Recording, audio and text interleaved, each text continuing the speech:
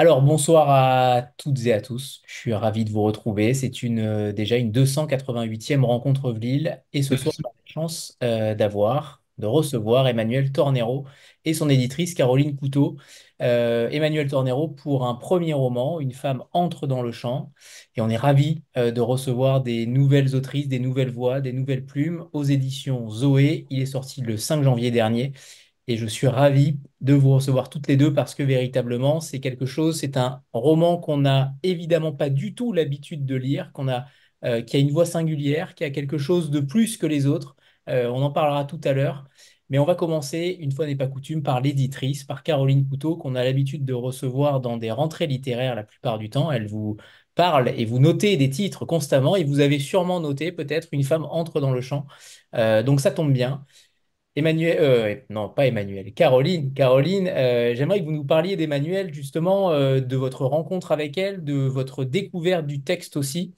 On sait à quel point les catalogues sont denses, qu'il y a peu de place parfois pour les premiers romans, excepté chez Zoé, parce qu'il y a quand même beaucoup de premiers romans chez Zoé, mais les places sont chères, et on sait à quel point vous mettez un point d'honneur à ce que ces premiers romans soient aboutis aussi, et là c'est le cas, clairement.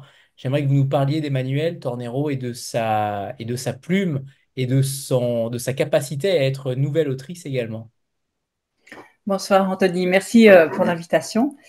Euh, Ça fait 4 ans, je crois, qu'on n'a plus de nouveaux romans. Donc, j'en suis vraiment très heureuse. Et c'est pas faute d'en avoir reçu des assez bons. On a reçu de tout, on reçoit de tout, hein,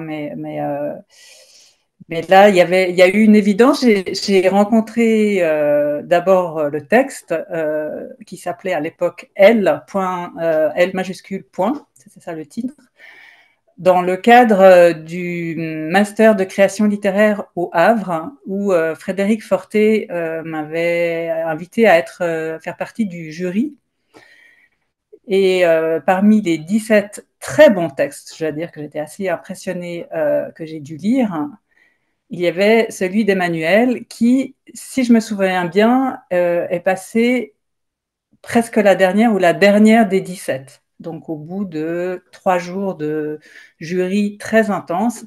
Et j'avais, pour la petite histoire, remarqué une jeune femme qui dessinait pendant les jurys. Elle était rasée, elle avait la boule à zéro, enfin pas tout à fait. Et je la voyais toujours de profil et je voyais son regard sur un de ses collègues, une de ses collègues qui était en train de passer l'examen. Et elle avait un regard qui me fascinait. Ça. Il m'arrivait de regarder la fille qui regardait celui qui passait l'examen. Et bon, bah voilà, c'était Emmanuel. Je l'ai su seulement à la fin enfin, les derniers jours. Et oui, ce texte m'a ébloui, mais vraiment ébloui parce que il y a à la fois pour moi une écriture euh, comme outil exploratoire de monde intérieur, on va dire, une écriture que j'ai jamais vue, donc qui est vraiment à elle, mais qui cherche pas du tout à être originale. Elle est originale. On sent tout de suite la différence hein, entre une sorte de complaisance à vouloir faire quelque chose. Elle fait pas, elle sert vraiment une écriture. Y a un montage tout à fait virtuose que moi j'ai jamais vu comme ça. Il y a un jour J quelque part dans le livre qui se situe à un endroit et puis on commence à J plus 6 et puis on va naviguer de J moins le plus loin dans le passé, c'est 9000, et puis J plus, le plus loin dans le futur, je crois que c'est 200. Et la manière qu'elle a de composer ces scènes qui nous permettront à la fin d'avoir un portrait de femme à l'enfant, crée une tension remarquable.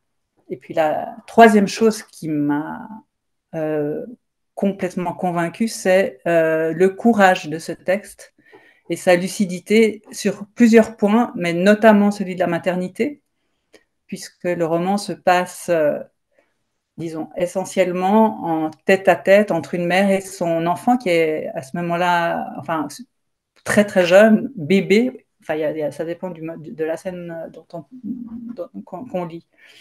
Et moi,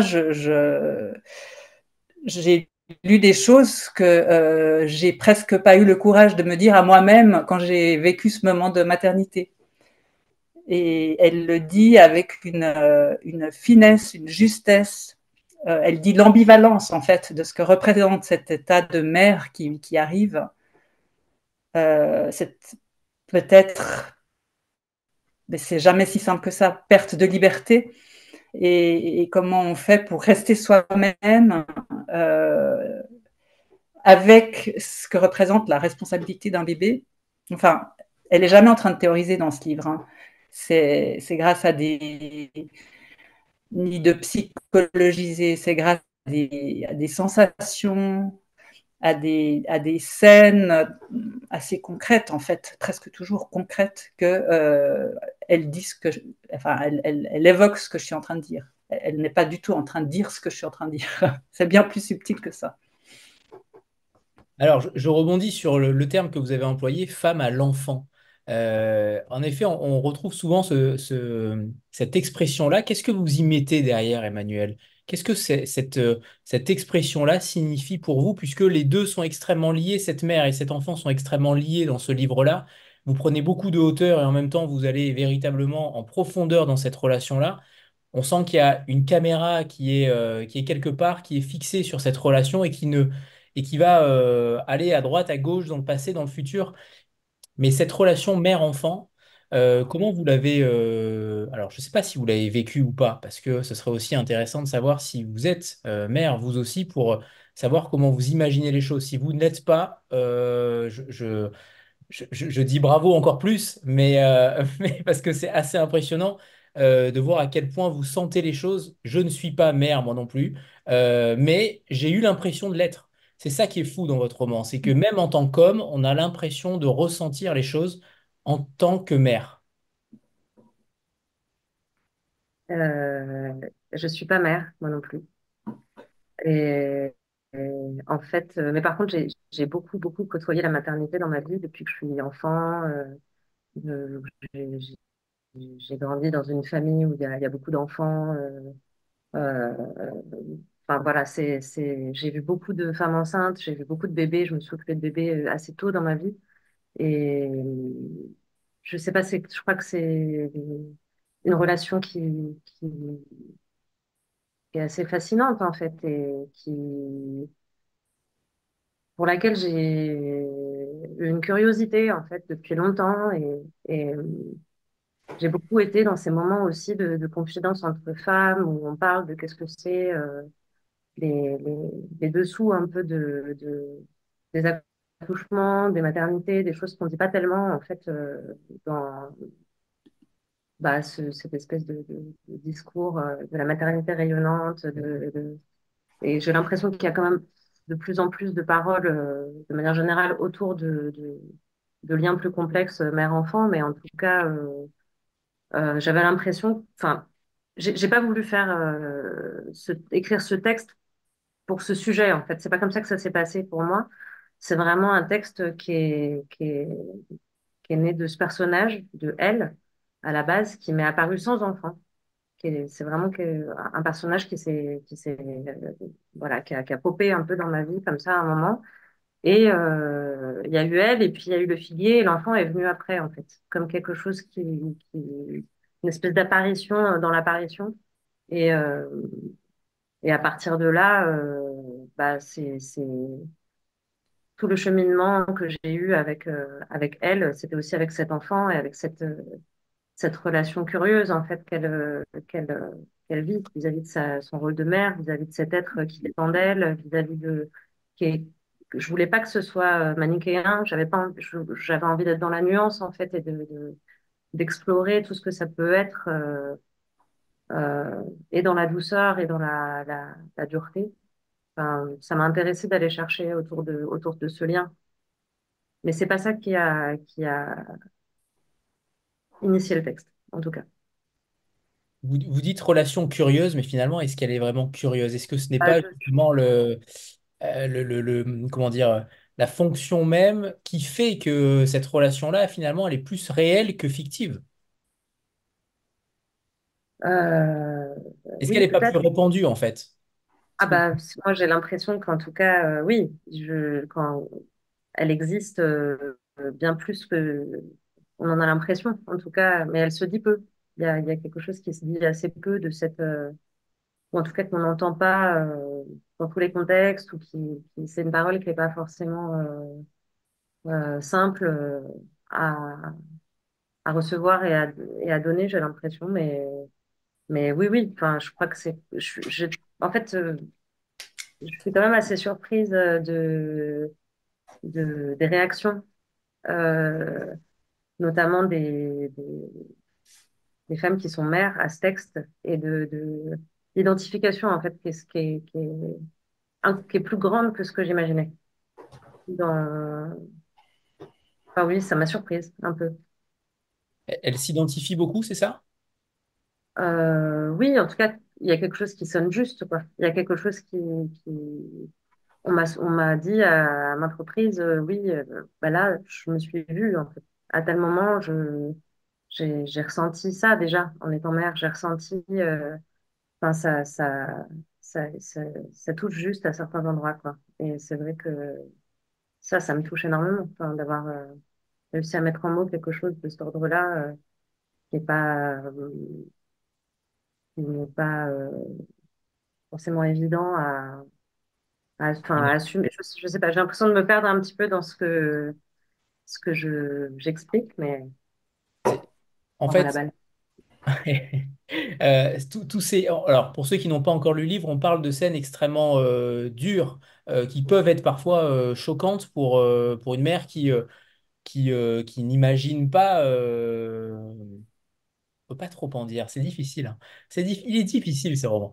Mais bref, tout ça pour vous dire qu'il y a des choses inavouables, il y a des faits inavouables qu'une mère pourrait se poser, en tout cas penser, et que vous mettez en avant, que vous arrivez à faire passer d'une manière extrêmement fluide, en fait. On a l'impression que c'est pas si horrible que ça, que c'est quasiment légitime. C'est ça qui est fort, c'est que je trouve que tout ce que vous mettez de manière inavouable, alors, on va pas dire que ça légitime le fait, mais en tout cas que ça le rend moins difficile à l'écrit qu'en le faisant. Est-ce que vous avez aussi eu cette sensation-là? Euh, oui, enfin, je crois que c'était une exploration pour moi de qu'est-ce que je pouvais, où je pouvais emmener ce personnage dans les mots, quoi, dans ce qu'elle pense et dans ce qu'elle imagine faire, ou ce que, euh, j'essaie de pas trop en dire aussi, mais du coup, en tout cas, ça a été une strate de travail, quoi, de jusqu'où aller dans le, Dans le mal? oui, dans le mal, on peut dire ça comme ça, quoi. En tout cas, ça m'intéressait cette figure aussi extrême, quoi, euh, le paroxysme de ce que cette relation, elle pourrait être dans le mal, en fait. Jusqu'où j'ai envie d'aller, jusqu'où je, je vais sans en avoir l'air ou sans. Il y a des choses que j'ai écrites qui sont pas dans le texte, là, au final, qui m'ont surprise, oui, qui étaient peut-être trop, ou mais c'était vraiment une exploration pour moi d'aller trouver le bon dosage, en fait, en fait, une chose comment dire, guidée aussi dans l'écriture, c'était un endroit où j'avais envie d'emmener la personne qui lit, entre la compassion et le jugement, quoi. Un endroit de, de, de proposer, en fait, ce personnage avec une grande liberté, en fait, d'interprétation, enfin, ou de positionnement, on va dire, du lecteur, de la lectrice. Euh, Parce que moi, je la juge jamais. Je juge jamais, en fait, ce qui se passe. Et du coup, euh, il y a des personnages comme ça en littérature qui m'ont marqué fort. Ils m'ont emmené, moi, à me questionner, à me positionner vis-à-vis de est-ce que je condamne leurs actes? Est-ce que j'ai de l'empathie pour eux? Est-ce que enfin, où je me, enfin, et en fait, c'était assez large. Et c'est une balade qui est vraiment forte, je trouve, en tant que lecteur ou de lectrice, d'aller à ces endroits-là, sur le fil un peu, d'être ému par des choses qui sont, qu'on pourrait condamner de prime abord, d'emmener à cet endroit-là, quoi, d'auto-questionnement, enfin, ça, c'était quelque chose qui m'a beaucoup intéressée à un moment de l'écriture, en tout cas. Je pense à des, pardon, je voulais pas. Non, je vous demandais, est-ce que finalement vous vous êtes posé aussi la question, on parle beaucoup d'appropriation culturelle, alors notamment aux États-Unis, beaucoup moins en France, et tant mieux, mais est-ce que vous vous êtes aussi posé la question sur ce genre de questionnement par rapport au fait que vous n'étiez pas mère? Est-ce que vous avez eu ce questionnement en vous disant, est-ce que finalement je suis légitime? Euh, est-ce que c'est arrivé aussi dans votre phase d'écriture? Est-ce que vous avez eu des retours pendant la phase d'écriture et peut-être via Caroline aussi par rapport à ce sujet-là? Ah oui, oui, je me suis pas mal questionnée sur ma légitimité à écrire sans être mère, ce personnage de mère, ce qu'elle traversait. Et c'est vrai que il y a eu plusieurs choses qui ont tempéré ces questionnements. C'était d'une part euh, Nicole Calgaris, qui était la personne qui m'encadrait, qui est une autrice dont j'aime beaucoup le travail et qui était ma référente pour ce projet au Master de création littéraire du Havre et qui pour elle, enfin voilà, il y a eu pas mal de fois des moments où j'ai douté et où elle me remettait sur ses rails mais il faut pas que ne te poses pas cette question à cet endroit en fait. C'est ton personnage, tu y vas et puis elle m'a vraiment poussée à et une autre chose qui m'a tempéré ces doutes aussi, c'était qu'à certains moments, en fait, j'ai eu besoin de faire lire ces textes, enfin, les différentes étapes. Euh, à des amis qui sont mères, qui étaient jeunes mères notamment, et qui sont pas forcément des férus de littérature d'ailleurs. Enfin, essayer d'avoir un peu un panel assez large de réception. Et là, j'ai vu qu'il y a des choses qui tapaient juste et qui étaient, enfin, ça m'a conforté dans, oui, l'envie de poursuivre et de pas devoir faire un enfant pour écrire ce texte. Je sais pas. Enfin. Mm. N'allons pas jusque-là. Mais Ouais, c'est ça. et j'aimerais savoir justement, quand Caroline a reçu le texte, comment vous avez travaillé ensemble? Est-ce que le texte était déjà sous cette structure-là, sous cette narration-là?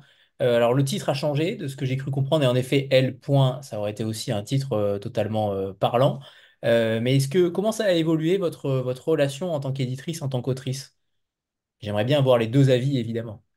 Tu veux commencer, Caroline, ou... Il faut rallumer votre micro, Caroline. Enfin, Caroline, il faut rallumer votre micro. Désolé, on vous a pas entendu. Ok, alors j'y vais. Euh, je- le texte était déjà très, très en place hein, par rapport à ce que je peux avoir j'interviens pas, mais disons, je discute beaucoup avec les auteurs. Et là, il y avait quelques questions de structure, quelques questions de passage. Parfois, c'était même Emmanuel qui me disait, j'hésite, qu'est-ce que tu en penses? Est-ce que c'est bien, c'est pertinent? Est-ce que c'est trop? euh, il y avait un ou deux points où j'étais pas très à l'aise, où j'avais l'impression, par exemple, il y a une chose que dans l'état du texte actuel, j'aime énormément, c'est la manière d'évoquer la relation avec l'homme, c'est-à-dire le père de l'enfant, qui, euh, qui a changé par rapport à ce qu'on comprend qu'elle a pu être, qui s'est étiolée, cette relation est beaucoup moins présente et importante qu'elle a pu être par le passé. Et elle a une manière de raconter ça dans le texte actuel que j'aime beaucoup parce que là aussi, il n'y a pas de charge contre l'homme comme il y avait, enfin, comme je ressentais qu'il y avait dans le premier texte que j'ai lu. Et qui me semblait être un tout petit peu moins original que tout le reste. Donc, je trouvais que par rapport à la qualité extraordinaire du texte, ça, c'était un peu moins fort. Et puis là, on a discuté un peu, c'était intéressant. Et ensuite, dans son coin, Emmanuel a retravaillé, quoi. Mais voilà, moi je pense que, juste pour revenir à ce que vous disiez tout à l'heure sur le mal et cette audace à dire ou à aller vers le mal, moi je pense que c'est supportable d'abord parce qu'il s'agit le plus souvent de fantasmes plutôt que de choses qu'elle fait vraiment, mais surtout c'est supportable parce qu'elle a une manière de l'amener qui rend les choses quasiment naturel, mais pourquoi c'est quasiment naturel? Parce qu'il y a toujours l'autre côté aussi. Il y a toujours aussi le ravissement, l'émerveillement, et qui parfois est de la stupéfaction hein, face à ce bébé, qui est parfois comme une chose. Et en tout cas, un point d'interrogation quasiment permanent, surtout au début, enfin dans les premiers jours. On Voilà, mais reprendra. j'ai pas, j'ai peut-être que j'aurais quelque chose de plus à dire sur ce que répond Emmanuel sur le travail qu'on a pu faire. C'est pas facile, hein, on s'est vu à Paris, puis ensuite on s'est parlé au téléphone plusieurs fois, mais disons, géographiquement, on n'était pas entre Le Havre et Genève, il y a pas mal de kilomètres. Oui, c'est vrai qu'il y a eu, il y a quand même eu du retravail, on va dire, sur le dernier tiers du texte, où Oui, il y avait quelque chose qui, dans le rythme, en fait, qui avait besoin d'être repris et qui était, enfin, voilà, c'était d'un commun, enfin, on était d'accord là-dessus. Et après, c'était des retouches, c'est vrai, sur des points plus ou moins, mais, euh, mais globalement, le texte, il était déjà structuré ainsi, il se ressemble quand même très fort, quoi. Il y a eu un peu d'écriture nouvelle, un peu de réécriture, de la reprise, mais globalement, plus ou moins tout ce qui est là, tu l'avais lu dans ma version de soutenance. Après, ça a été ouais, couper ici, rajouter là, trouver comment rester fluide en fait et voilà. Mm. On reparlera du rôle de l'homme tout à l'heure. En effet, il est très important et on voit qu'en effet, le texte a été peut-être un peu coupé par rapport à ça. Vous gardez les surnoms. Les surnoms, ils sont quand même extrêmement drôles et extrêmement parlants. Notamment le fameux futur père vénérant le corps sanctuaire de la future mère. Je trouvais ça très très bien, très bien joué. Bref, on en reparlera juste après que Sandra pose sa question. Bonsoir à tout le monde. Bonsoir Emmanuel et Caroline particulièrement. Alors moi je suis en cours de lecture. J'aime beaucoup la singularité du texte. Voilà, comme le disait Caroline, enfin, une sorte de nouvelle voix voilà, qui font du bien au milieu de choses qu'on peut lire qui sont parfois un peu redondantes dans le style. Je voulais revenir sur le fait que vous donniez pas de prénom, pas d'identité. Ça fait partie des questions hein, du livre. Elle, l'enfant, l'homme, etc. Alors, vous me reprendrez hein, si j'ai pas bien analysé, mais on sent la volonté de rendre tout ça universel finalement. Mais je me demandais aussi qu'est-ce que ça crée aussi quand même des sortes d'objets finalement. Enfin, elle est femme tuteur. Elle est le corps tuteur en fait hein, de l'enfant. L'enfant, Anthony le rappelait tout à l'heure, semble être un objet. Qu'est-ce que ça dit finalement de ce que l'on est quand on est enfant, quand on est mère, et de ce que l'on est finalement globalement, le fait de désigner finalement des êtres humains un peu comme des objets. Mm. Merci beaucoup pour cette question. Euh, Oui, il y a plusieurs choses qui sont assez justes. Déjà, c'est vrai que ce fait de ne pas nommer, de ne pas de rester sur des manières génériques en fait de désigner les choses. Ça raconte plusieurs choses pour moi. C'est vraiment, enfin, ça vient jouer sur cet endroit de la disparition, qui est un thème qui est quand même assez important dans le livre d'une manière générale.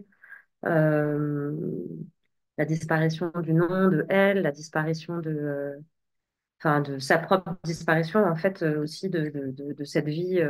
En fait, ça raconte aussi beaucoup de choses autour des rôles qu'on joue, comme le soulignait Anthony pour ce qui est de l'homme, mais de manière générale, on sent qu'elle a une vie quand même très normée, qui n'est pas particulièrement originale, que c'est un personnage voilà, qui est en congé maternité avec son enfant, qui va reprendre le travail, voilà, c'est pas très spectaculaire comme c'est pas une héroïne. Et ça, je crois qu'il y a quelque chose qui se jouait aussi là dans le fait de désigner les personnages qui sont dans le livre par leur fonction, par leur rôle, qui vient montrer un peu ce fonctionnement, cette espèce de, de normes, de quotidien bien huilé, où chaque chose est à sa place, où il y a quelque chose voilà, qui déraille de ça pour le personnage de elle et qui m'intéressait. Et dans les moments où on part dans cette écriture qui évolue en fait dans les J+, euh, il y a aussi un effacement du sujet à cet endroit-là, en fait, où les personnages sont plus nommés, où l'enfant est toujours nommé, mais c'est vrai qu'il y a quelque chose qui a plus besoin d'être défini, en fait, qui est là, qui existe au même titre que les paysages dans lesquels ils évoluent, pour revenir aussi sur l'universalité, je crois que c'était pas à la base une volonté de le faire, mais en fait, ça me plaît aussi de rendre ça universel par cette abstraction-là, en fait, et par le fait de ne pas nommer, de ne pas décrire les personnages, de ne pas... enfin, voilà, on peut remplir avec, euh, avec son imaginaire, avec des gens qu'on a connus, avec enfin, ça permettait d'être plus grand, quoi. Je trouve que s'il y avait eu des prénoms, que s'il y avait eu, enfin, en tout cas, de toute façon, ça se justifiait à un autre endroit pour moi, mais c'était doublement bienvenu, on va dire. C'est même plus qu'une disparition, c'est même un délitement. On a l'impression que on est sur une pente décrescendo en réalité. C'est plus ça, je trouve que la volonté d'effacer ces noms, c'est extrêmement puissant parce que ça dit beaucoup aussi de nos personnalités, de nos moments en effet où on est véritablement dans une phase négative. Pour le coup, je trouve que là aussi, c'est encore bien vu en fait. Vous touchez juste sur chaque élément. euh, comme si tout était naturel. On parlait tout à l'heure de naturel de l'écriture, mais c'est ça en fait. Vous êtes dans une naturalité de l'écriture qui est fascinante. Et j'aimerais qu'on revienne justement sur ce côté, sur cet homme, parce que pendant longtemps, on ne le croise pas, cet homme. Il arrive à peu près au tiers du livre, peut-être la moitié du livre, dans ces eaux-là. Et vous le surnommez, ouais, voilà, au tiers à peu près. Vous le surnommez parfois avec le bon fils, l'amoureux exalté, le futur père, voilà, vénérant le corps sanctuaire de la future mère, lui qui porte déjà un prénom de prophète. Tout est là en fait, tout est suggéré pour que on sache déjà qui est cet homme, on sache déjà euh, que véritablement il est quand même plutôt régulier. On le côtoie, on le connaît cet homme-là. Clairement, on le connaît, on le voit dans nos entourages. Il est quand même assez marqué. J'aimerais que vous nous parliez de ça, de cet équilibre que vous avez voulu donner. Ce livre aurait pu très bien être sans lui, finalement. Il est là, il est présent et il a cette fonction-là aussi un petit peu subalterne, mais si frappante. J'aimerais que vous nous parliez de lui. Qu'est-ce que vous avez voulu y mettre derrière cet avatar? Bah, en fait,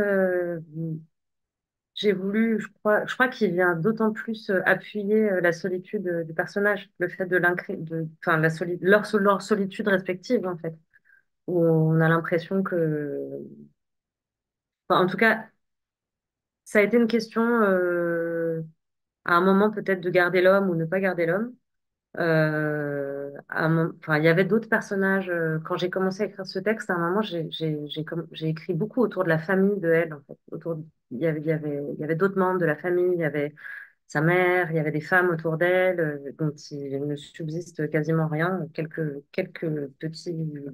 petites références dans le texte, mais c'est vraiment minime, quoi. Et par contre, l'homme, j'ai pas souhaité l'effacer. J'avais envie de rester vraiment au niveau de cette unité-là, je crois, qui est bah, la famille nucléaire, quoi, la mère, l'enfant et le père, en l'occurrence. Et, euh, et en fait, à un moment, j'ai compris que ce qu'il fallait vraiment que je fasse dans ce texte, c'était rester avec elle tout le temps, rester vraiment de son côté et que ce soit elle qui guide de l'écriture, qui guide le texte, qui soit comme si on la suivait en caméra épaule en permanence. On ne pouvait pas la quitter du regard, on ne pouvait pas aller voir, ouvrir à trop d'autres choses et que l'homme, il est témoin aussi d'une elle qui n'était pas comme ça, d'une relation qui, qui était différente, qui a mené à cette vie commune, qui a mené. J'avais pas envie que ça prenne une place trop forte, mais en tout cas,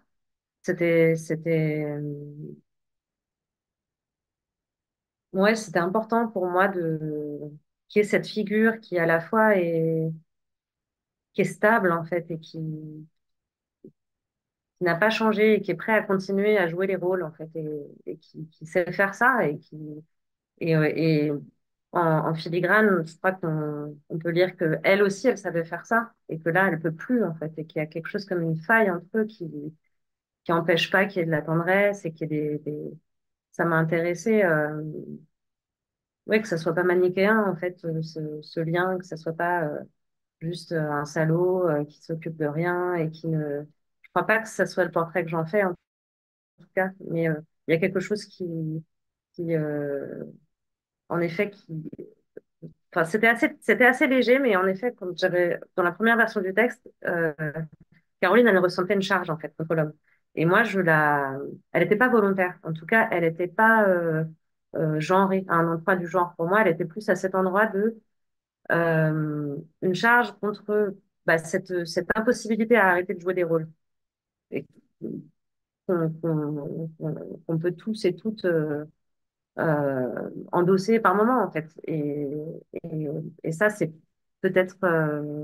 En tout cas, je l'ai pas écrit comme quelque chose qui visait vraiment le masculin, quoi. Mais voilà, il y a une répartition de cette vie, de ce qu'elle traverse, enfin, cette solitude, je la trouvais encore plus forte avec l'homme à côté, en fait. Il y avait quelque chose.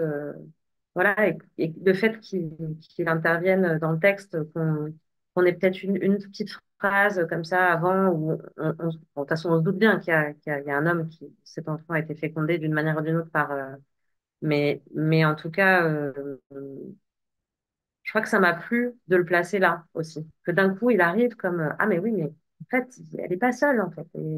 Et pourtant, elle est si seule et que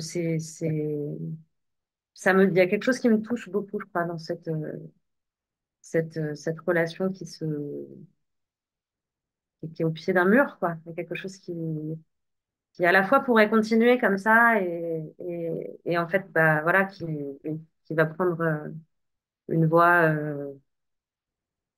que lui, en tout cas, n'a pas. Enfin, je pense que personne n'a anticipé, mais voilà.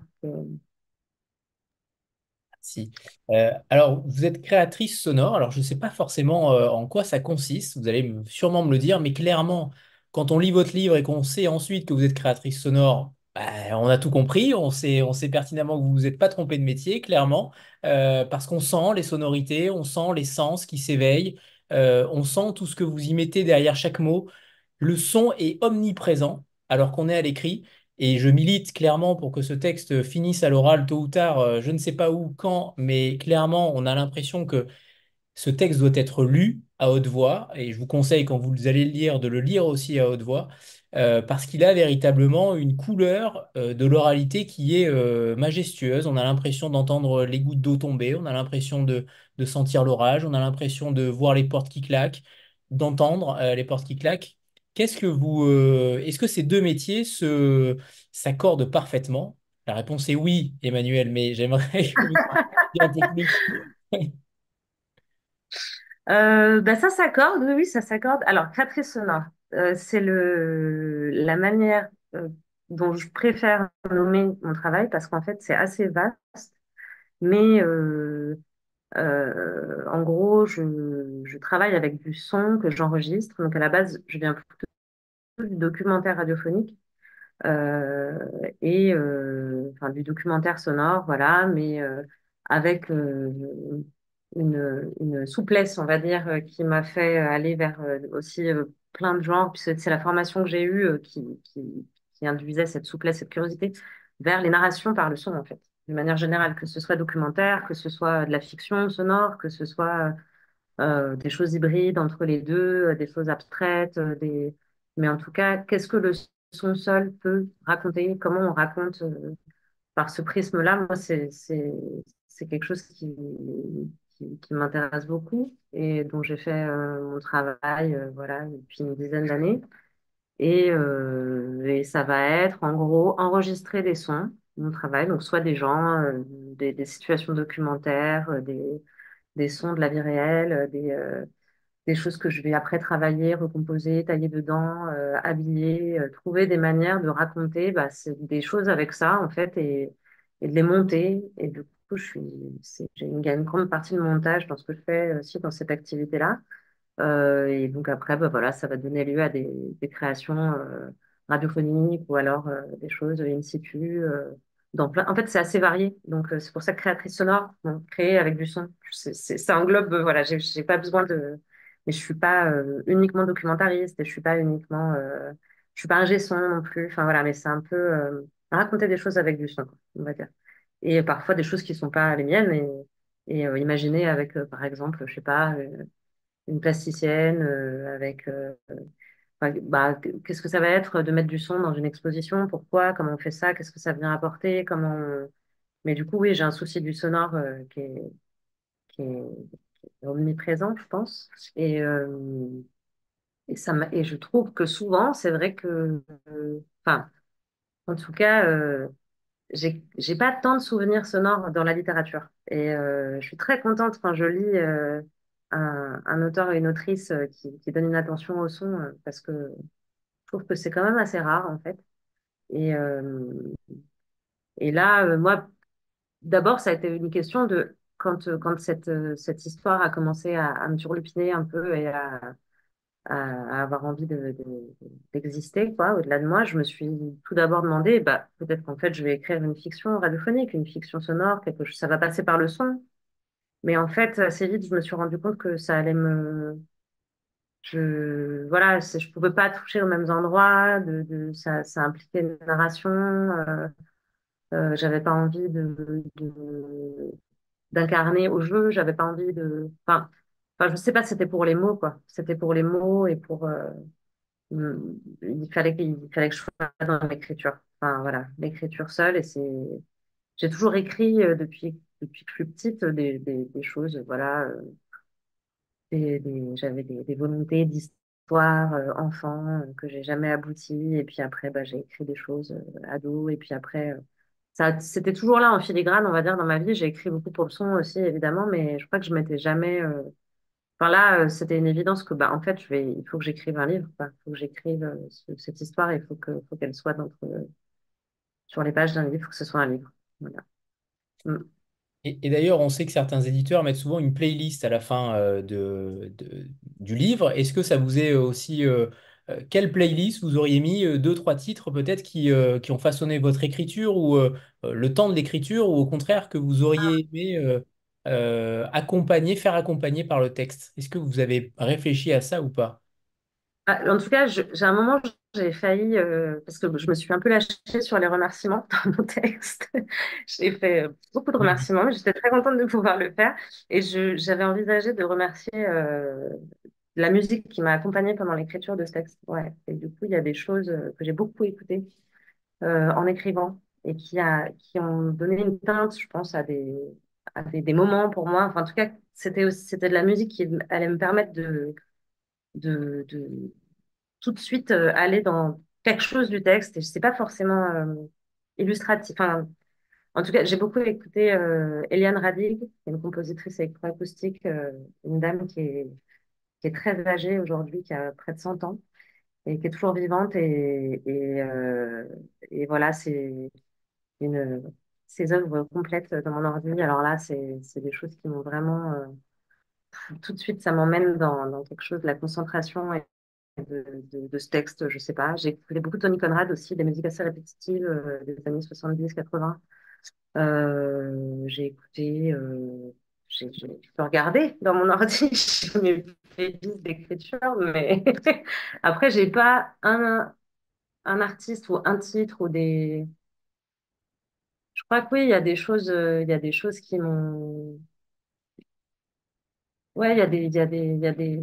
Si, si, il y a quand même des sons en particulier, des titres en particulier. Je pense à un artiste qui est décédé il y a pas très longtemps, là, il y a 2, 3 ans, qui s'appelle Guedalia Tazartes, qui est un musicien complètement loufoque, qui a expérimenté toute sa vie. Et il y a un titre, le premier titre de son premier album qui s'appelle Diaspora, l'album s'appelle Un amour si grand qu'il nie son objet. Et c'est une chanson qui est avec une mélopée comme ça, hyper émouvante et quelque chose de très lancinant derrière et je sais pas, c'est quelque chose qui s'incarne pas dans des moments du livre, mais enfin, ça incarne un état émotionnel en fait de ce personnage. Enfin, il y a des choses. Bon, moi, j'écoute beaucoup de musique expérimentale, des choses un peu, voilà, des curiosités sonores, on va dire. J'aime bien ce qui me surprend, on va dire. Mm. Ça se ressent dans le roman puisque vous surprenez aussi par l'écriture. Ça, c'est le moins qu'on puisse dire. Sandra. Oui, à nouveau. Par rapport au thème des sonorités, enfin, je trouve que dans votre écriture, il y a, moi, ce que j'aime beaucoup, et ce que j'ai lu parfois à voix haute, d'ailleurs, Anthony le disait, oui, c'est un texte qu'il faut lire à voix haute de temps en temps. J'ai beaucoup aimé les passages où il y a une grande poésie dans les accumulations, en fait. Oui. Et je voulais savoir par rapport au processus de votre écriture, si ces accumulations, éventuellement, vous les aviez créées, écrites sur un petit carnet complètement en dehors de l'écriture de votre roman il y a longtemps ou pas, ou est-ce que ce sont des accumulations qui sont venues avec l'écriture et avec la construction de ce personnage que vous avez nourri, puisque vous nous avez expliqué qu'elle était elle d'abord et le reste est venu ensuite, quoi. Euh, je crois que tout ce qui est là, enfin, il faudrait que je regarde un peu plus au cas par cas, mais c'est venu pour le personnage, quoi. Après, par exemple, dans la première partie du texte, il y a ce moment où elle trouve un livre qui s'appelle Mille questions, mille réponses. Et ça, c'est un livre que j'ai vraiment trouvé et qui m'a fascinée, où j'ai pioché des choses. Et je crois que je savais que j'avais envie de le lier au personnage, mais que de toute façon, c'était quelque chose voilà, je me le trimballe depuis des années, ce livre, et en même temps, je me trimballe cette histoire depuis des années aussi. Du coup, c'est difficile je crois que c'est vraiment moi, j'ai commencé à penser à ce texte, ça fait 10 ans à peu près. Du coup, c'est vrai que j'ai les premiers textes, je les ai écrits en 2016, 2017. Il y a eu beaucoup de matière, des choses qui sont plus là. Mais c'est difficile pour moi Enfin ouais, c'est un très long cheminement. Donc du coup, de faire le tri entre ce que j'ai écrit pour le texte et ce que j'ai écrit à côté à des moments, en tout cas, c'est pas toujours simple. Mais ce qui est sûr, c'est que il fallait que ce soit vraiment sur mesure toujours, quoi. Et que j'aime bien les listes aussi, j'aime bien les accumulations, ça se voit, je crois. Et, mais ouais, je crois qu'elles sont quand même sur mesure. Il me semble que c'est vraiment, elles sont là, elles sont venues pour le texte, quoi. Mm. Alors justement, pour écouter cette oralité, vous allez nous préparer un petit extrait Ouais. du texte. Merci Emmanuel. Alors, on va lire l'homme un peu. J-29. Face à elle, il y a un homme. Petit à petit, elle a désappris à le voir, à l'entendre, à lui parler. Aujourd'hui, l'homme est là, près de elle, dans l'appartement, dans la voiture, dans le supermarché, dans le parc. Mais entre elle et lui, il y a comme une vitre, une paroi infranchissable, étanche. L'homme ne semble pas se rendre compte de l'existence de cette paroi. Il parle, parle et pense que elle l'entend. Lorsque elle parle, l'homme non plus n'entend pas ses mots. Sa voix ne parvient pas à franchir la membrane tendue entre eux. La plupart du temps, l'homme est absent des heures vécues par elle et par l'enfant.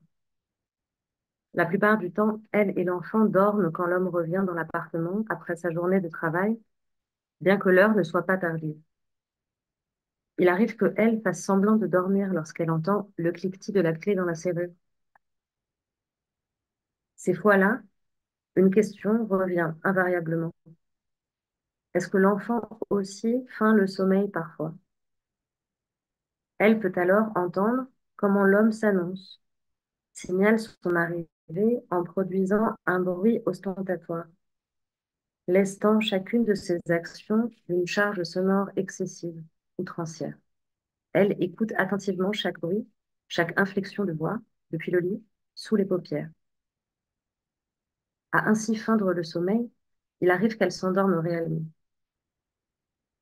Depuis que l'enfant s'est mise à pousser dans son ventre, son aptitude à l'endormissement s'est développée de manière considérable. Elle dort tant et tant, dès qu'elle le peut, dans le lit, le fauteuil, le canapé, la voiture, sur un banc, allongée sur le tapis. Le bruit généré par l'homme à son retour réveille souvent l'enfant. Alors, l'homme est content. Il vient prendre l'enfant dans ses bras et l'emmène hors de la chambre, lui parle doucement, en babillant. En apparence, rien ne semble avoir changé chez l'homme, hormis l'enfant dans ses bras et le babillage dans sa bouche. Cette soudaine inclination au sommeil semble déplaire à l'homme, mais il met un grand soin à ne pas le signifier de manière explicite, à ne rien reprocher à elle. Depuis qu'il est enfant, l'homme a appris à incarner des rôles. Le bon fils, l'amoureux exalté, le gendre idéal, le travailleur fidèle. L'homme est très doué pour cela. Il s'y applique avec sincérité. Les rôles peuvent se superposer, mais il arrive également que l'un chasse l'autre. À l'annonce de la grossesse de Elle, l'amoureux exalté laissa la place au futur père vénérant le corps sanctuaire de la future mère. Toute la gestation durant, il n'a pas touché son corps, réceptacle sacré de sa progéniture en formation. Dormait sur le canapé pour ne pas la gêner dans la nuit, en adoration devant le fruit qu'elle portait. Depuis la naissance de l'enfant, il devient, jour après jour, le parfait père de famille. Mais son rôle favori, celui que l'on sent poindre à travers tous les autres, est le tout va bien. Certaines nuits, il est arrivé que l'homme se déshabille, quitte ses rôles. C'était il y a longtemps. Depuis quelque temps, elle sent que l'homme peine un peu à jouer devant elle. Quelque chose sonne faux. Elle perçoit aussi que l'homme le sait. Il sent qu'elle sent, mais il continue. Il n'a jamais appris à faire autrement. Elle non plus. Merci Emmanuel. Et la petite subtilité pour que la notion d'homme prenne son sens, c'est qu'il n'y a pas de majuscule à homme. Et Mm. évidemment, pour éviter de généraliser, pour le coup, ça aussi, je pense que ça mérite d'être dit. Alors, on va prendre une petite photo de groupe avant de poursuivre. Voilà, comme on en a l'habitude. Ne bougez pas. C'est bon, parfait. J'aimerais qu'on parle de la poésie, puisque tout à l'heure Sandra l'a évoqué. Alors ce passage-là n'est pas forcément concerné par le slam, parce que j'y ai trouvé aussi, moi, en tout cas dans votre écriture, on sent un petit peu de slam, on sent une diction particulière, que les mots doivent accrocher à la langue. Je trouve que c'est une fois de plus finement bien écrit et que il y a un rythme. Clairement, il y a un rythme, on n'en a pas assez parlé, mais le texte est extrêmement rythmé. Et ce que j'aime aussi beaucoup, c'est que vous jouez avec le lecteur constamment. On en parlera juste après, mais d'abord, j'aimerais qu'on se focalise sur ce slam, sur cette poésie qui n'est pas forcément visible en apparence, qui est parfois beaucoup plus subtile au détour d'une phrase, d'une ponctuation, d'une structure. Le texte est extrêmement parfois aéré, parfois resserré. Je vous trouve également un petit peu cynique, un petit peu ironique. Il y a des points d'humour un petit peu disséminés ici ou là, mais c'est très léger, mais ça suffit pour lâcher un petit sourire au lecteur. J'aimerais que vous nous parliez de cette poésie que vous insérez, de ce slam. Je ne sais pas si vous avez une formation de slameuse, pourquoi pas, je ne sais pas, mais en tout cas, il y a quand même beaucoup de choses dans ce roman. On a l'impression que vous êtes multiples. Il y a beaucoup de manières d'écrire. Et c'est ça que je trouve très fort pour un premier roman. Alors, j'ai pas du tout de formation slameuse. Après, ça m'intéresse. Enfin, j'ai écouté du rap. J'en écoute toujours d'ailleurs. Enfin, c'est des formes d'écriture qui me plaisent, qui m'intéressent. Je crois que là, en fait, ce qui a guidé l'écriture, vraiment, c'était le fait de... En fait, j'avais envie de travailler des écritures et j'avais envie que ça, ce soit en relation avec les états du personnage. J'avais envie que l'écriture, elle suive les états de elle entre la passivité, le statisme, ces passages qui sont dans l'appartement, on va dire, qui sont très, très immobiles. Il y a quelque chose d'un petit monde clos, domestique, qui est vraiment, voilà, un peu figé, un peu sous cloche, comme ça, dans une absence aussi de témoins. Enfin, il y a quelque chose de suspendu, quoi. Et en même temps, là, c'est une écriture qui est quand même assez, enfin, qui est quand même assez classique. Comme ce que je viens de lire, voilà, ces passages de l'homme, tout ce qui est. Et en fait, je voulais que dans la langue, vraiment, on suive elle et qu'on se connecte à ce qu'elle ressent, en fait, à ce qui se passe pour ce personnage, à partir des mises en mouvement, en fait, qu'elle va vivre, de mouvements intérieurs et extérieurs. Et c'est ça qui a vraiment guidé bah, cet endroit de l'éclatement de la langue, où il y a plus de... Voilà, j'avais envie de tout m'autoriser dans ces moments-là, en fait. J'avais envie que ça aille décrire des, il y a cette dissolution du sujet, déjà, il y a cette espèce de présent permanent, de toute façon, qui est là dans le livre, en fait. Le livre, de toute manière, il est structuré de manière à ce que enfin, la règle du jeu, elle a été donnée par le découpage en jours. Donc, je pouvais être que dans le présent, avec des choses qui, quand même, peuvent être rétrospectives et regarder un peu en arrière, mais ça dictait.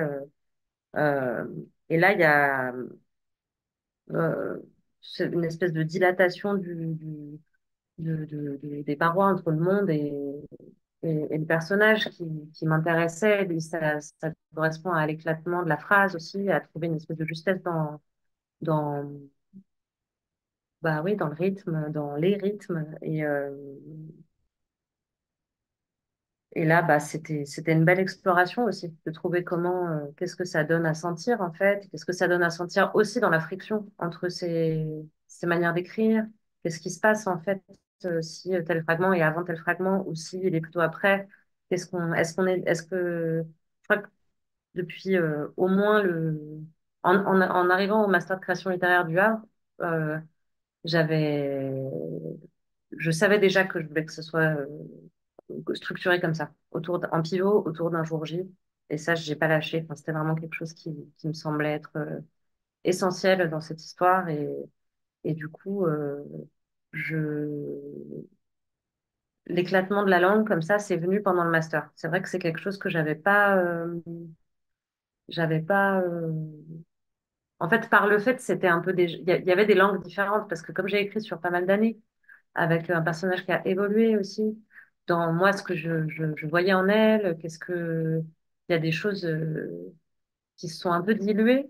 et d'autres ont émergé. Et au début, c'est vraiment un personnage qui était arrivé avec de la colère pour moi. C'était un personnage de la colère au début.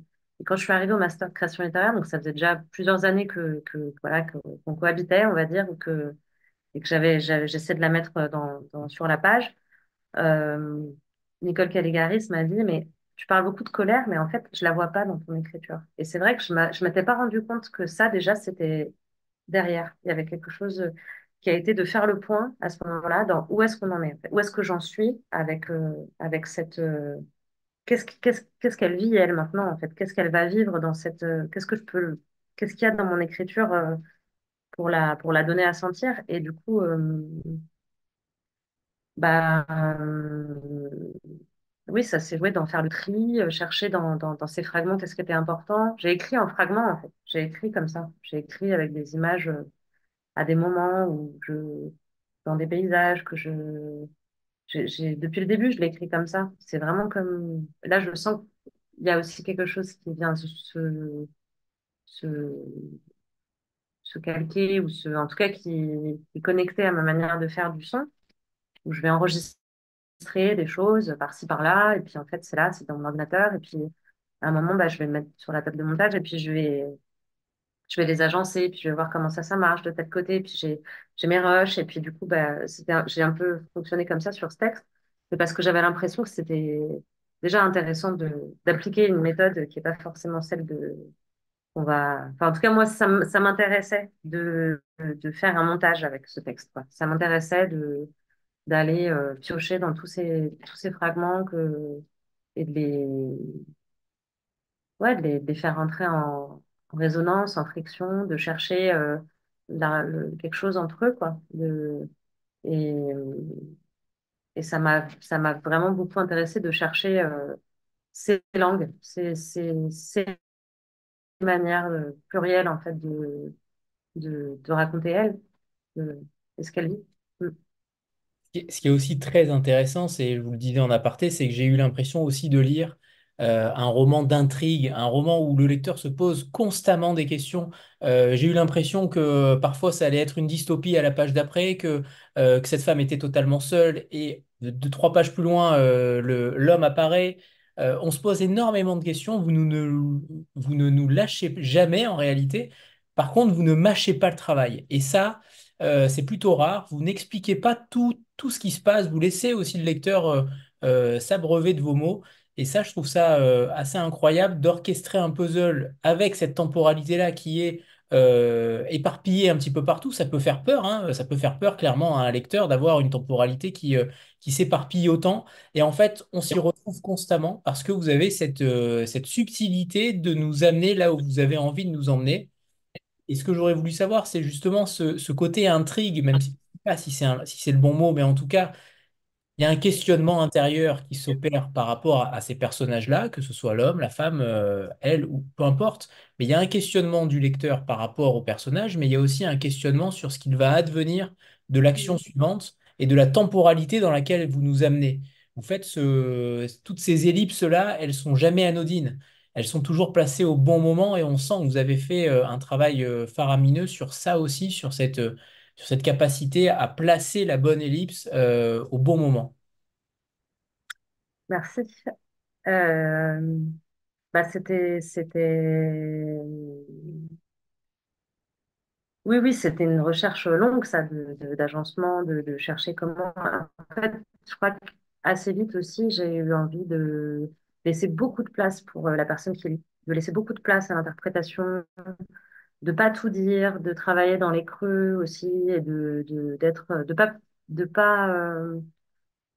pas trop tenir par la main, mais sans laisser en effet dans un vide comme ça. Mais du coup, c'était un peu bah, comment concrètement on fait ça. Euh, je crois que oui, j'avais conscience de cette espèce de curiosité que ça allait créer aussi, parce que moi j'avais envie qu'on se questionne sur elle, qu'on se questionne en effet sur qu'est-ce qui va devenir sans en faire un mystère. Enfin, c'était pas.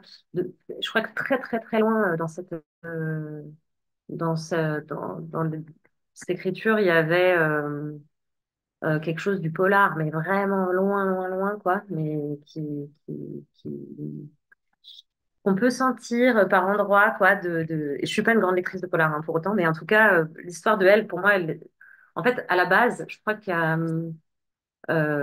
une envie aussi d'écrire depuis le point de vue de quelqu'un qui a disparu, quoi.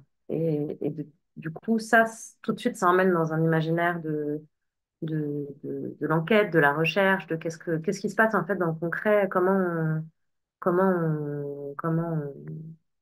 on disparaît, qu'est-ce que ça implique, voilà, ça c'est une question qui m'a vachement accompagnée au début surtout de l'écriture de ce texte.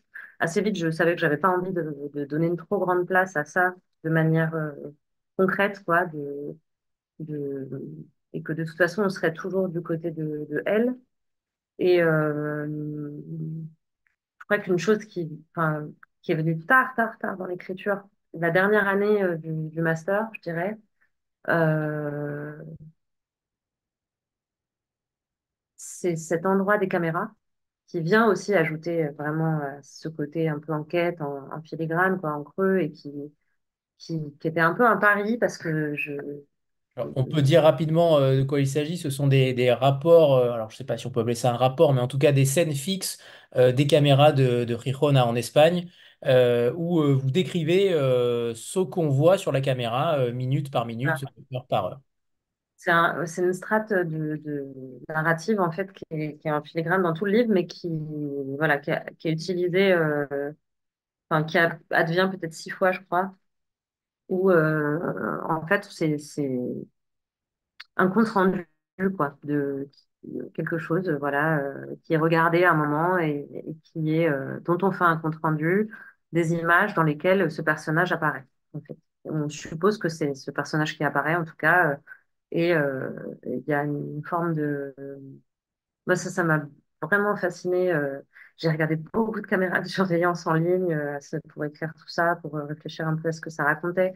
Et c'est vrai que je trouvais que c'était vraiment le contrepoint parfait pour toute cette intériorité à laquelle on a accès de ce personnage, en fait, où là, d'un coup, on est complètement de l'autre côté du prisme, on est extérieur, c'est médiatisé par un œil hyper froid comme ça, et là, on regarde parfois ce qu'on a pu lire autrement, parfois c'est des scènes qui n'ont pas d'autre existence dans le livre, avec une grande distance. Et du coup, ça induisait aussi, que si ces scènes sont là, c'est que quelqu'un les regarde. Et pourquoi on regarde ces images, pourquoi on a accès à ces images, qu'est-ce que ça raconte en fait. Et je crois que ça me suffisait vraiment d'être à cet endroit-là de, oui, cette notion d'enquête, d'intrigue, un peu de pas trop en dire en fait à tout endroit, je crois que c'était important, quoi. De laisser de la place pour interpréter, pour s'approprier l'histoire, aussi s'approprier ce personnage, pour se la figurer, ouais, j'avais envie de laisser de la place au lecteur, à la lectrice, quoi. C'était hyper important pour moi. Mm. D'ailleurs, le premier compte-rendu, alors je ne sais pas si vous y avez pensé ou pas, mais le premier compte-rendu m'a beaucoup fait penser à Fabienne Cabou, Ah, qui avait abandonné son enfant sur la plage. Et cette ouais. première scène, c'est marquant parce qu'on a l'impression aussi que, alors moi, ça m'a fait fortement penser à cela. Je ne sais pas si c'est une influence ou pas, mais en tout cas, c'est pour ça que je vous dis qu'en fait, ce roman, il est génial parce que on imagine tellement de choses que vous nous surprenez à chaque fois. C'est Mm. ça qui est très fort. Donc, est-ce que Fabienne Cabou est intervenue, entre guillemets, dans ce premier compte-rendu ou pas? Je ne dévoile rien puisque c'est la première partie du livre. Voilà. Ah ouais, c'est le troisième texte, ça advient au bout de la 20e page peut-être. Oui, Fabienne Cabou, ça a été un personnage vraiment qui m'a fascinée pendant l'écriture de ce livre, depuis pas mal de temps d'ailleurs, je pense depuis peut-être ouais, 2019. En fait, un jour, j'ai rencontré une fille, j'avais pas eu vent de cette histoire en fait. Je sais pas si tout le monde sait qui est Fabienne Cabou. En quelques mots, je vais vous expliquer. C'est une femme qui a commis un infanticide, qui euh, a eu un enfant. Elle est sénégalaise, elle est venue en France pour étudier. En fait, elle a rencontré un homme plus âgé qu'elle, avec qui elle a eu une relation qui est assez mystérieuse parce que s'avère que bah, beaucoup de gens dans l'entourage de son enfant, mais elle a accouché toute seule chez lui. Les amis de cet homme ne savaient pas qu'il avait un enfant avec elle. Enfin, il y a quand même des choses assez mystérieuses autour de ce couple et de cette histoire. Et il s'avère que Fabienne Cabou, quand son enfant a eu pas loin de 2 ans, il me semble, elle est partie un jour à Berck-sur-Mer et elle a laissé son enfant à la marée montante. Et en fait, elle est rentrée dans sa vie. Cet enfant n'avait pas été déclaré à l'état civil et, elle a été retrouvée à cause des caméras de vidéosurveillance. Et donc, une fille que j'ai rencontrée un jour m'a dit, j'ai parlé de ce texte que j'étais en train d'écrire, et puis elle m'a dit, ah, mais ça me fait penser à Fabienne Cabou, est-ce que tu connais ce personnage? J'ai dit non, et elle m'a dit qu'elle avait écrit des lettres à Fabienne Cabou en prison. Et que, alors j'étais hyper curieuse, elle m'a envoyé les assises, les notes les minutes du procès qui avaient été tenues sur plusieurs jours par des médias, et c'est vraiment fascinant. Récemment, il y a eu Alice Diop qui a fait un film qui s'appelle Saint-Omer, qui parle de ce fait, de ce personnage enfin voilà, qu'elle met en fiction, mais qui fait référence très clairement à Fabienne Cabot et à cet infanticide. Bon, en tout cas, en effet, ça a été vraiment un point de fascination, de questionnement, cette femme, l'histoire de cette femme, tout ce qui passe dans ce qu'on pourrait dire sa folie ou ses croyances ou les endroits qu'elle invoque sa psychologie voilà qui est mise dans un tribunal, à la justification, les croyances qu'elle a elle culturelles, des marabouts, d'avoir été envoûtée, enfin des choses voilà qui sont vraiment fascinantes je trouve enfin, j'ai lu les minutes de ce procès enfin, je les ai lus et relus. Enfin, c'est vraiment un document en soi, c'est assez incroyable. Donc oui, oui, je crois que l'envie d'aller vers les caméras, il y avait aussi quelque chose qui s'accrochait à cet endroit-là. Ouais, Euh, ouais, ouais. J'avais reçu une autrice qui s'appelle Isabelle Stib, qui avait écrit un roman sur Spell on You en 2022 sur Fabienne Cabou. Alors, elle Ah n'était pas ouais, d'accord. forcément citée, mais je vous le Mhm. conseille. Je vous Mhm. l'enverrai par mail la Avec référence. plaisir. Mhm. Si ça vous passionne, en effet, il faut transmettre. J'aimerais qu'on parle aussi de cette dimension un petit peu onirique. Alors, elle intervient parfois, de temps en temps, elle est un petit peu en filigrane. On pense notamment peut-être au figuier qui s'enroule autour de elle, de ce côté métaphorique que vous utilisez avec notamment les fissures, avec les objets autour. On a l'impression qu'il y a un univers, un microcosme d'objets et d'éléments en fait qui sont autour du roman, qui interagissent pas forcément, mais qui viennent quand même. Alors le figuier, il interagit clairement, mais les autres peut-être un petit peu moins, mais ils sont là, ils sont spectateurs. Vous vouliez aussi ne pas fixer les choses uniquement sur le côté humain. On sent que tout doit parler, et on le voit à travers la couverture, hein, de ces fissures aussi, de ce pas de cette femme qui entre. Dans le chant. Là aussi, le chant, il peut y avoir différentes significations, mais le chant principal, vous allez peut-être... Non, on va peut-être pas le dévoiler. Non. Si? Comme Non. vous voulez. Non. Oui, je crois que en fait, j'avais envie de donner à avoir une intériorité très subjective à un moment où peut-être on pourrait dire qu'elle décroche du réel commun ou peut-être il y a des choses qui pense, pourraient, pour certaines personnes, pardon? on pense qu'elle est folle, hein, à certains moments. On ne sait pas, en Oui, fait. voilà, j'avais pas envie de dire ça, mais je le dis du coup. Bah, en fait, voilà. En fait, moi, je voulais pas dire cette femme est folle ou cette femme est dépressive ou cette femme fait un postpartum ou voilà. Ça, c'est à vous de le dire. Voilà et il y a des gens qui le lisent en disant oh, mais cette femme est complètement folle. Et il y a des gens qui la lisent en disant bah oh, qu'est-ce que je me suis sentie proche de cette femme. J'ai eu l'impression d'être et ces petits endroits de voilà ce qu'on se raconte, c'est ce figuier, cette fissure, en effet, c'est vraiment le système dans lequel elle est à ce moment-là, quoi, ses mondes intérieurs. Et j'avais envie de les matérialiser, enfin, d'aller vraiment dans quelque chose du réalisme magique, quoi, on va dire, pour mettre une étiquette. et je trouvais que c'était aussi ça venait faire une belle friction avec ce côté ultra banal, quotidien, domestique, qui m'intéressait aussi beaucoup. Enfin, quelque chose de très documentaire entre peut-être de voilà, c'est un personnage ultra banal. Enfin, il y a pas de, et c'est en ça que euh, je trouvais que l'incursion de l'extraordinaire de cet onirisme, ces endroits métaphoriques où on se dit qu'en fait c'est pas du tout métaphorique pour elle. On a l'impression que, enfin voilà, c'est sa réalité en fait. Et comment on prend ça, ce qu'on en fait, ce qu'on interprète de ça, ouais, là aussi j'avais envie de laisser de la place quoi. Et ça m'a beaucoup plu d'aller à ces endroits quoi, de d'écrire ça, d'écrire ces rêveries, ces folies peut-être, ouais. Alors, vous ne faites décidément rien comme les autres, puisqu'en épigraphe, la plupart du temps, les écrivains mettent d'autres écrivains. Là, pour le coup, ce n'est pas forcément le cas. Ce sont des influences beaucoup plus larges. Avec Cormac McCarthy, là, ok, pas de problème. Mais Unica Zurn, qui me semble est une peintre surréaliste. Alors, je ne sais pas si elle a écrit, mais Si, pour le coup, elle a écrit. ouais. Elle a écrit aussi, elle a écrit des anagrammes, beaucoup, et puis elle a écrit deux textes, dont celui-ci, L'homme jasmin, que j'ai lu pendant mon écriture. Et bon, elle, c'était une femme qui était schizophrène, pour le coup, qui avait beaucoup d'internements et qui a beaucoup écrit depuis cet endroit de la folie, mais c'est vraiment, euh, ouais, tout est incarné dans son quotidien, quoi. Elle pose des situations, voilà, entre la vie domestique et puis l'asile où elle se retrouve en permanence. Et puis entre les deux, c'est complètement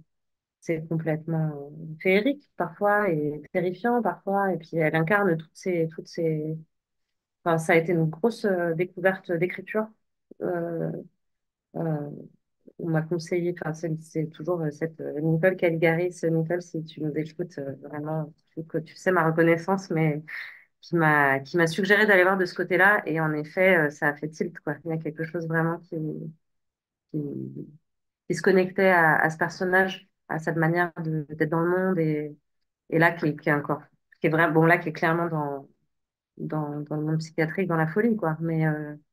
Mais qui est pas du tout que ça, en fait. Ce que j'ai trouvé dans l'écriture de Mika Zund, c'était aussi vraiment un talent d'écriture et de donner des images, mais sublimes et terribles, et d'être. Enfin, et j'aime beaucoup ses dessins. C'est quelqu'un qui me touche beaucoup. Je la connaissais par ses dessins déjà. J'avais déjà découvert son œuvre. C'était la compagne de Hans Mellmer. J'avais déjà vu son portrait par lui. Mais voilà, je savais que ces textes existaient, mais j'étais jamais allée vers eux et j'en suis très contente. Mm. Est-ce que c'est le texte méconnu dont vous vouliez parler ou pas? Non, mais j'ai pensé, je me suis dit que ça pouvait en être un, en tout cas, l'homme jasmin. Mais on va faire une double affiche alors, du coup, on va partager Là, vous entre. nous avez donné envie, là, forcément. Ah ouais, Monique Azurne, l'homme jasmin, voilà. Bon, j'ai vraiment. J'ai pas, c'est le seul long récit que j'ai lu. Elle en a écrit un autre qui s'appelle Sombre printemps. Et après, elle a écrit des choses très courtes, des jeux de langage, j'ai l'impression. En tout cas, j'ai pas eu accès à d'autres. Et non, je voulais parler d'une autrice que j'ai découverte il y a quelques années, un peu par hasard, dans une librairie à Marseille, par un livre que j'ai trouvé magnifique, la couverture m'a vraiment appelée sur la table, quoi. C'est Adélaïde Duvanel. Et ce livre s'appelle Délai de grâce. C'est publié chez Vie Parallèle, qui est un éditeur belge qui fait de beaux livres et qui fait pas beaucoup pas tellement de fiction, j'ai l'impression. Enfin, en tout cas, qui a un catalogue assez éclectique, mais et en fait, bah, il s'avère qu'elle est suissesse. Euh, elle est, elle vient de Suisse allemande et c'est quelqu'un qui écrit des toutes petites formes, quoi. Elle écrit des nouvelles en une page, on va dire, des choses, voilà, qui sont des textes très courts qui sont des miniatures de portraits, de personnages, mais qui sont pris sur le vif comme ça, dans de la solitude, beaucoup, des gens qui sont vraiment en marge, qui, on sent qu'il y a, voilà, c'est des personnages qui ont déraillé à un moment ou qui sont empêtrés dans des problématiques psy ou de voilà, de pauvreté, qui ont du mal à être dans le monde, en fait. Et je trouve qu'elle en dresse des portraits qui sont hyper beaux, hyper impactants, qui sont sans concession aussi, voilà, c'est des instantanés. Et ça me touche énormément de lire ces petits textes d'Adélaïde Duvanel. C'est vraiment une grande découverte. Et en fait, enfin, souvent j'en parle et il y a très peu de gens qui la lisent et qui la connaissent. Et voilà, je me suis dit que j'avais envie de parler d'elle ce soir. Mm. Très bon choix parce qu'en effet, je pense que peu de lecteurs la connaissent. J'aimerais revenir sur, peut-être avant de parler de l'avenir, j'aimerais parler de cet épisode que vous mettez en exergue au tout début du livre, l'épisode Michael Jackson, que vous ne citez pas. Mm. Cet épisode qui a marqué évidemment les années 90, 2000, peut-être 2000? Mm. Peut-être Oui, 2000? peut-être Ouais, 2000. ouais, Très 2000, bien. où il a suspendu son enfant sur le balcon, en dehors du balcon, devant une foule en délire, et il s'est vite rétracté, comprenant qu'il avait peut-être fait une erreur. Vous le citez parce que, alors, vous ne citez pas Michael Jackson, mais vous citez l'exemple aussi parce que il y a des points, comment dire, des points communs avec ce qui va se passer avec elle, en tout cas dans sa tête, c'est un petit peu ainsi. Euh, Comment ça vous est? Est-ce que c'est quelque chose qui vous a marqué aussi en tant que... C'était il y a à peu près 20 ans, donc vous étiez aussi jeune que moi, là aussi, donc c'est quand même une image forte. Euh, pourquoi l'avoir mis? Parce qu'elle est quand même surprenante. On l'a peut-être un petit peu oublié, cette histoire, mais elle a quand même marqué les esprits. Une fois que on le voit écrit, on se remémore en effet cette scène Mm. assez fabuleuse. Alors, en Fabuleuse fait, dans le sens, évidemment, dans le c'est sens ça. exceptionnel. Voilà, on va dire ça. En fait, dans ce même texte-là, donc qui est le deuxième texte du livre, donc le texte qui commence sur le balcon, où il y a juste avant cette référence à Michael Jackson, qui n'est pas nommé en effet, je parle d'une autre histoire qui est une scène mythologique pour le personnage de Elle, où son grand-père a fait ce geste avec la mère de Elle par la fenêtre. Et l'arrière-grand-mère est intervenue et que c'est une scène qui existe en elle depuis toujours. Et en fait, bon, ça, c'est voilà, un petit secret c'est que bah, ça, c'est une scène réelle que ma mère a vécue, en fait, quand elle était petite. Et du coup, on m'a toujours raconté cette histoire. On m'a toujours raconté qu'un jour, mon grand-père a pris ma mère et a voulu l'acheter par la fenêtre. Et que c'est mon arrière-grand-mère, que moi, j'ai pas connue, qui l'a sauvée.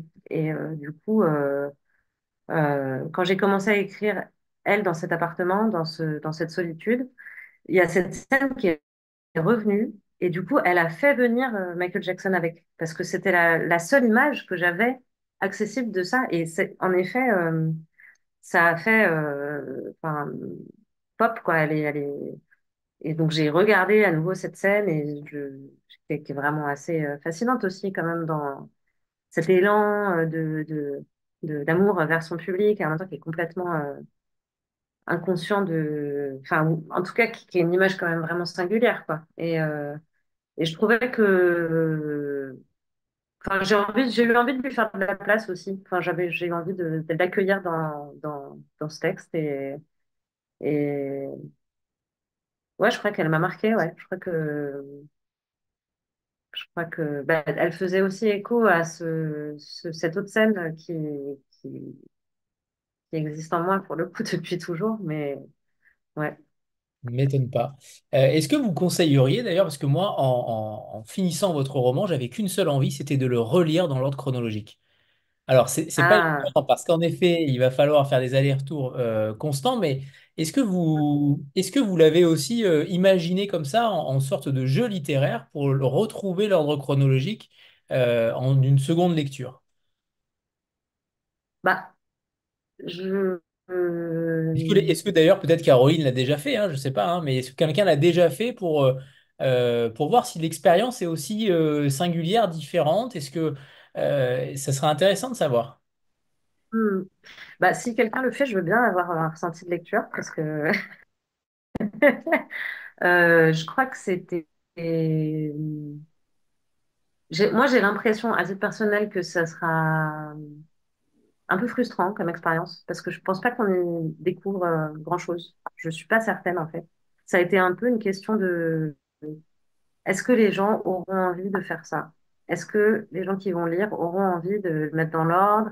J'ai l'impression que moi, en tant que lectrice, j'aurais envie de le faire, en tout cas, pour voir, Il faut être très cartésien déjà, ça c'est sûr. hein, Il faut être extrêmement cartésien.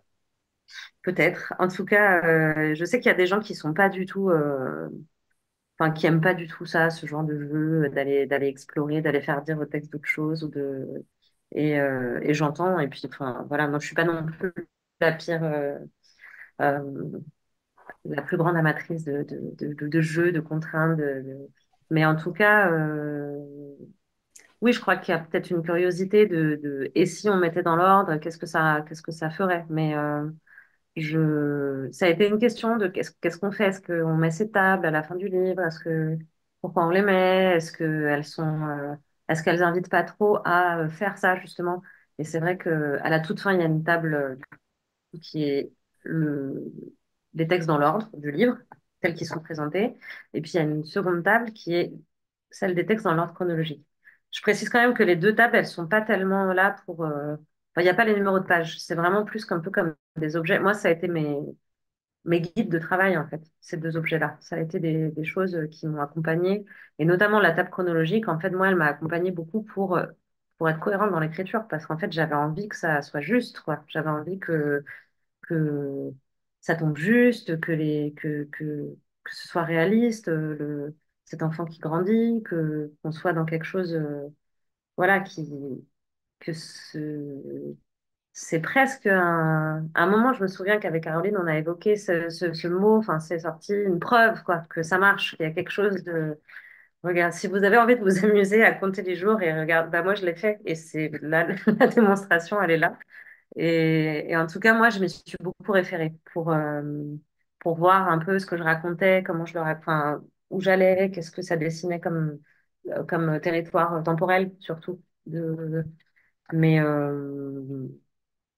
c'est une possibilité, en tout cas. C'est une possibilité de, d'aller explorer le texte comme ça, d'une autre façon. Et je pense que ça raconte peut-être d'autres choses, ouais. Ça raconte. Euh, autrement. Peut-être qu'un jour, j'essaierai de faire cette lecture de cette manière, mais hum, ouais, ouais, ça m'a aussi. À un moment, enfin, il y a longtemps, j'ai lu Marelle de Cortázar, et c'est vrai que bon, c'est pas, il s'agit pas mais ce truc du double ordre, de l'indication de lecture, de la pluralité d'exploration du livre, ça m'a plu. J'ai bien aimé pouvoir arpenter le livre et qu'il existe de plusieurs manières. Et je crois que ça me fait plaisir parce qu'on me dit souvent ah bah j'ai eu envie de relire tel passage ou j'ai eu envie de reprendre tel fragment et puis en fait ça m'a donné envie de relire euh, et du coup bah c'est super enfin que ça suscite peut-être ouais cette curiosité de remettre en lien des passages qui ne se suivent pas ou pas forcément dans une chronologie mais en tout cas d'aller d'aller y fureter à nouveau et de redécouvrir peut-être des choses qui nous ont pas sauté au visage la première fois ou qui. Mm. Caroline. Je pense que Emmanuel est modeste, est trop modeste, parce que, à mon avis, l'énorme travail de montage qu'elle a fait rend, enfin, chronologiquement, ça ne marcherait pas. C'est un outil, bien sûr. Il était nécessaire de s'assurer que tout était juste et qu'on ait cette sensation juste du temps qui passe ou qui a passé. Mais enfin, je te trouve très modeste en donnant la possibilité de quelque chose d'intéressant sans ton montage. À mon avis, c'est ton montage qui fait le livre et qui fait cette tension parfois extrêmement inquiétante et toujours surprenante. Ouais. C'est vrai. C'est vrai que vu comme ça, en effet, c'est difficile. Mais je testerai par pure curiosité. Vous nous direz. Ça me démange, ça me démange. Euh, alors, j'aimerais qu'on parle de l'avenir parce qu'après un tel premier roman, qu'est-ce qu'on écrit derrière? Est-ce qu'on écrit derrière? Est-ce que vous êtes en train d'écrire, Emmanuel? Est-ce que ça fait longtemps donc que ce texte-là est en vous? Est-ce que les choses vont évoluer? Est-ce que ça vous a donné une envie particulière d'écrire à nouveau, de vous lancer dans un autre projet? Ou au contraire, est-ce que ça vous a épuisé? Je crois que c'était une vraie question pour moi pendant l'écriture de ce texte qui était très longue et d'autant plus quand j'ai commencé à intégrer le master. Est-ce qu'un jour je écrirai autre chose en fait? Parce que là, c'était vraiment, j'étais hyper déterminée. Enfin, je suis venue pour finir ce texte, pour voilà, lui donner une existence propre, qu'il existe par soi-même, quoi. Et du coup, comme c'est pas mon médium, en tout cas le plus fréquent, l'écriture, que c'était pas une évidence, quoi. Je suis pas arrivée en me disant, bon, ben maintenant, je vais être écrivain et faut que je travaille ça pour écrire des livres. Enfin, c'était vraiment, maintenant, cette histoire, faut lui donner les moyens j'ai envie qu'elle existe et de lui faire vraiment la forme la plus appropriée, en fait, qui va permettre que on ressente ce personnage comme j'ai envie de le donner au monde et du coup, On attend le mais. mais Mais je crois que j'ai quand même envie d'écrire à nouveau. J'ai envie d'écrire à nouveau. Il y a des choses voilà, qui prendront leur temps, qui sont vraiment à des états. Euh, il y a un texte que j'aimerais bien. Enfin, il y a des choses voilà, j'aimerais bien prendre du temps pour retravailler. Maintenant, enfin, l'arrêt du master, ça m'a aussi fait revenir dans le son. J'ai eu de la place pour reprendre des activités sonores. J'étais contente de, ouais, rebasculer sur cet autre endroit d'expression, quoi, qui n'est pas du tout incompatible ou je crois que là, j'ai envie d'écrire cet autre texte tranquillement, de chercher. Peut-être qu'en fait, c'est pas quelque chose qui aboutira, mais il y a des prémices de quelque chose. J'aimerais bien aller voir un peu ce que ça raconte et comment on peut continuer à partir d'eux. Et récemment, je me suis dit que j'avais aussi envie d'écrire une fiction sonore et j'avais un argument qui me donnait pas envie et que j'ai rédigé pour une résidence d'écriture à laquelle j'ai pas été retenue. Mais en tout cas, après coup, j'ai re-regardé ce dossier que j'avais fait et je me suis dit, mais non. Et c'est exactement l'inverse de ce qui s'est passé avec mon livre. C'est que je me suis dit, bah non, bah ça, c'est du son. Ça, c'est vraiment du son. En fait, ce dispositif-là, il faut qu'il passe par le sonore. Et c'est un dispositif parfait pour du sonore. Et ça va être moins fort en écriture. Du coup, faut que je m'attelle à ça. Je pense que c'est la prochaine chose que je vais écrire, c'est cette fiction sonore. Et la, et ça sera moins long aussi dans la gestation, je pense, que l'autre chose qui me donne envie d'aller retourner dans l'écriture sur la page. Et voilà, voilà comment vous nous rendez triste ce soir, Emmanuel, avec Ah, voilà. Tout s'était non, si non, bien passé pendant 1 heure et demie. patience.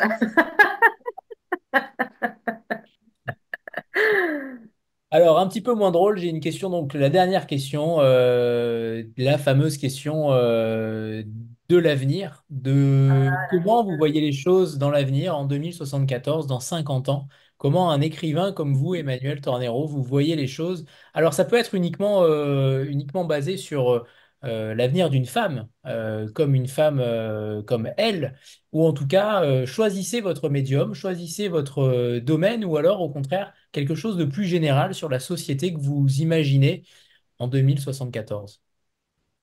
En 2074, le capitalisme s'est effondré et l'argent n'a plus du tout la place qu'il a aujourd'hui. Et puis, il y a un souci du vivant qui est là et qui habite chaque être humain. Voilà, ce serait comme ça, j'espère. Non, je sais pas tellement comment ce sera en 2074, mais on peut souhaiter des choses en tout cas. C'est pas très enthousiasmant hein, quand on regarde les nouvelles aujourd'hui, mais il faut espérer que, oui, on aille vers une, une reprise de conscience de l'importance des choses, on va dire. Je sais pas. Je sais pas tellement si je suis une bonne personne pour faire des pronostics sur comment seront nos sociétés en 2074, mais Et vous aurez écrit combien de romans en 2060? oh, ah, peut-être 2074, j'aurai 89 ans. Oh, peut-être que j'en aurais écrit 5. C'est bien, non? C'est déjà pas mal. C'est déjà Si je pas prends autant mal. de temps pour écrire les autres que Et j'ai pris pour celui-là, c'est voilà, 10 ans. Hop, attends 10 ans. on vous recevra avec un immense plaisir. D'accord. Merci infiniment à toutes les deux, merci à tout le monde. Ce livre, il est vraiment particulier dans cette rentrée littéraire qui fait souvent la place au premier roman. Et il y a un petit peu de tout parfois dans les premiers romans. Celui-là, il ne faut pas que vous passiez à côté parce que vous n'avez jamais rien lu de tel. C'est pas quelque chose, c'est pas une formule, hein. C'est que ce soit le style, que ce soit le rythme, que ce soit la plume, la langue, les langues que vous utilisez, je suis persuadé que vous allez être surpris non seulement sur la narration, notamment sur l'intrigue, mais aussi sur la qualité de langue. Franchement, on lit rarement ce genre de texte et encore moins sur des premiers romans. Donc félicitations Emmanuel Tornero. Je suis vraiment ravi de vous avoir vu parce que vous incarnez aussi votre texte de la meilleure des façons. On voit que véritablement vous écrivez et vous incarnez votre texte, ce qui n'est pas toujours le cas. On voit certains écrivains moins incarner que d'autres leur texte et on vous retrouve en fait dans votre plume, dans votre langue, à travers ce que vous écrivez à l'oral. Vous êtes exactement la même. On sent les fêlures parfois, on sent la petite pointe d'ironie, on sent différentes choses qui vous ressemblent tant. Donc je suis vraiment ravi de vous avoir rencontré ce soir et de vous avoir lu aussi, de vous avoir découvert par votre plume. Et comptez sur moi pour défendre ce livre coûte que coûte. Merci beaucoup. Merci beaucoup à tous et toutes pour cet échange. C'était super agréable, vraiment, d'être là et de partager cette discussion avec vous.